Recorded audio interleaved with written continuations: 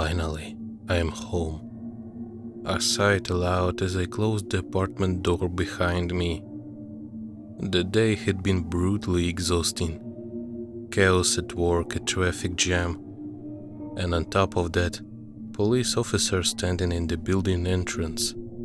They stopped me and started asking questions, showing me a photograph of a woman. As it turned out, one of the residents from our building had gone missing. Her relatives had been able to find her for 3 days.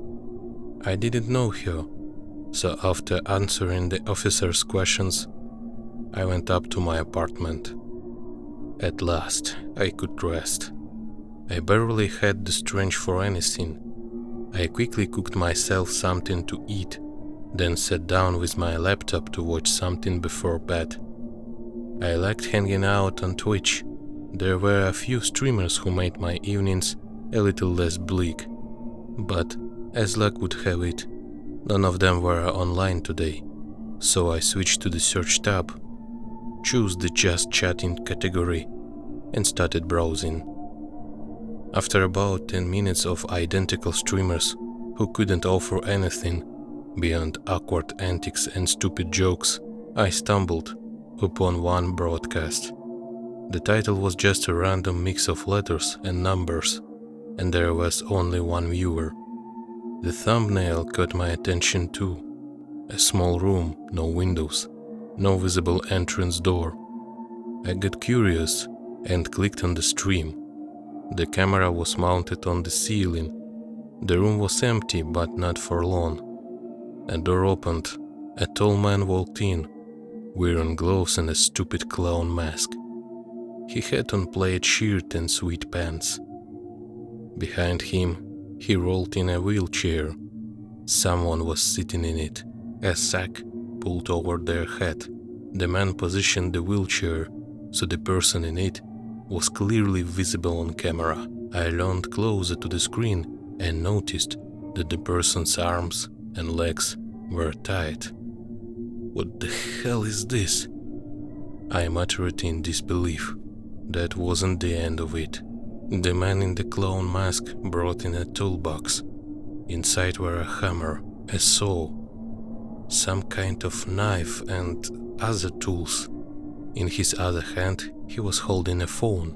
Suddenly, a message appeared in the chat from a user whose nickname consisted of 3 letters. A-S-T. Take the back of his head. The man in the mask looked at his phone and then followed the instruction. Shit. Sitting in the wheelchair was a guy, maybe around 20. The moment the sack was removed, he started screaming at the top of his lungs, begging to be let go. I couldn't understand what I was watching. Was this some kind of show? A game? What the hell was going on? While I was still asking myself these questions, another message appeared in the chat, again from the same user. Hit his knees with a hammer, 4 times each. The clown pulled out his phone, read the message, then took a hammer from the toolbox and began carrying out the order. He hit with such force that the poor guy in the wheelchair screamed himself hoarse. I couldn't process what was happening. Was this staged or... By the time he was done with knees, they had turned into a mangled mess. Bones sticking out. Another message appeared. Give him a manicure. After reading it, the clown pulled out a saw and walked over to the victim, who was convulsing in a chair. He started saving off fingers. The poor guy screamed again, even louder. A new message appeared in the chat. Good, keep going. I was in absolute shock. What kind of trash was this? And why wasn't it being shut down? I checked the channel description.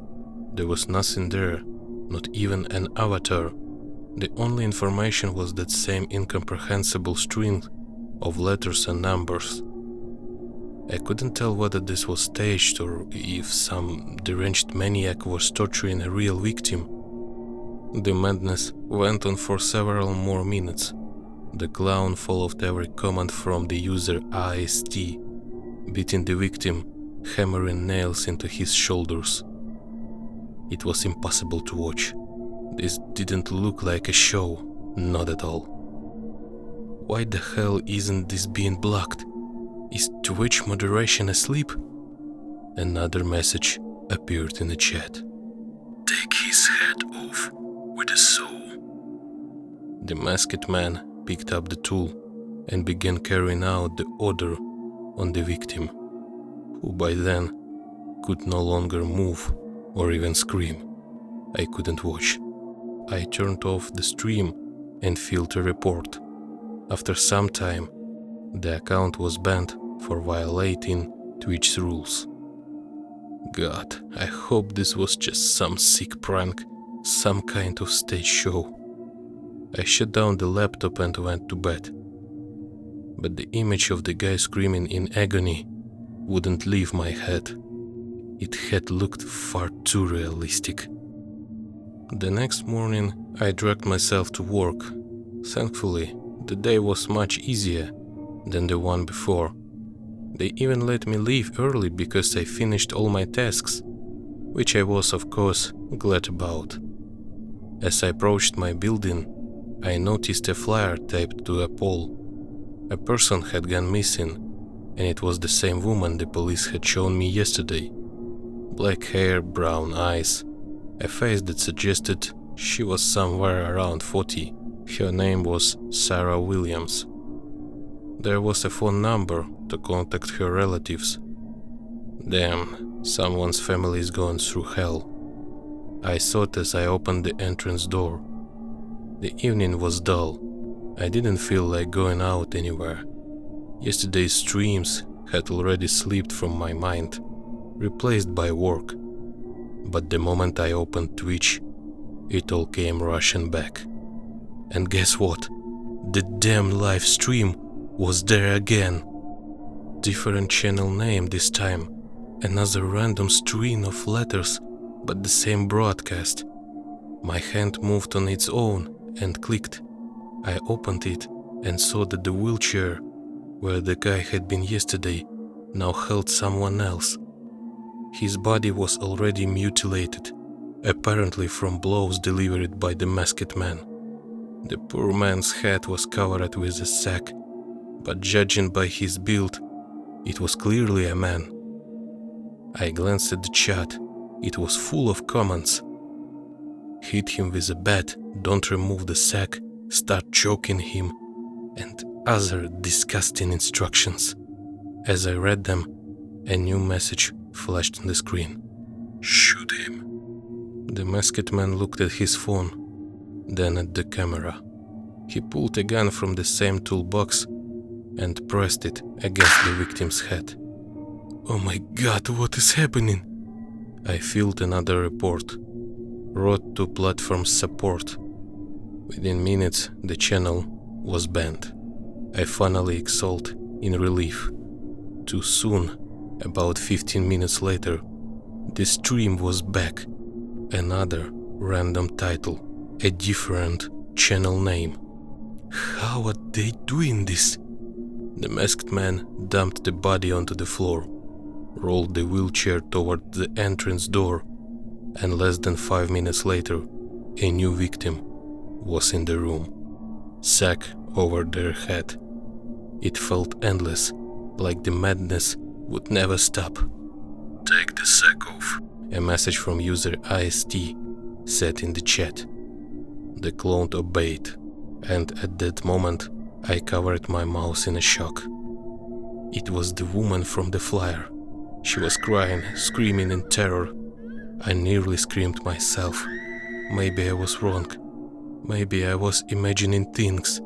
I grabbed my phone, pulled up the stream there as well, and ran outside, leaving my apartment door wide open. My eyes looked onto the pole with the flyer. I ran up to it, looked at the photograph, then back at the stream. God damn it! It was the same person.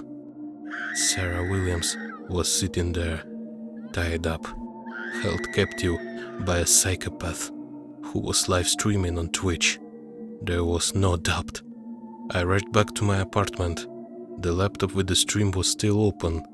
I decided to start recording my screen, so no one would think I was insane once the stream got banned again.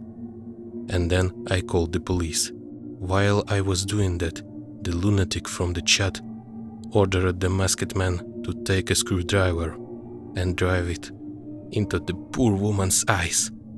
Let me not describe what happened in that moment. It was horrific. I turned away. The police picked up. I quickly started explaining what was happening. Of course, their first reaction was reluctance. They said it was probably a prank, asked if I was drunk, and warned me that I'd be fined for a false report. Meanwhile, the psycho grabbed metal rods and started hammering them through the woman's palms. Do you understand that someone is being tortured right in front of me? Have you completely lost your minds? I shouted into the phone. The dispatcher asked for my address, then indifferently said officers would arrive shortly. It would be too late by the time they dragged themselves here. But I didn't know what else to do. I couldn't help the victim. The only thing I could do was record everything, to hand it over to the authorities later. While the police were on their way, that bastard kept tormenting the poor woman on camera. First he sliced off her ear with a knife, then he grabbed pliers and ripped out one of her teeth. I was barely holding back the urge to vomit. Sarah screamed, begged to be released, but those psychos didn't care. And bastard in the chat was enjoying it, writing about how much he liked what he was seeing. I couldn't do anything.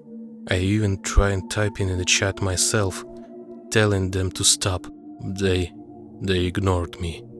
Only the man in the mask chuckled slightly at my messages.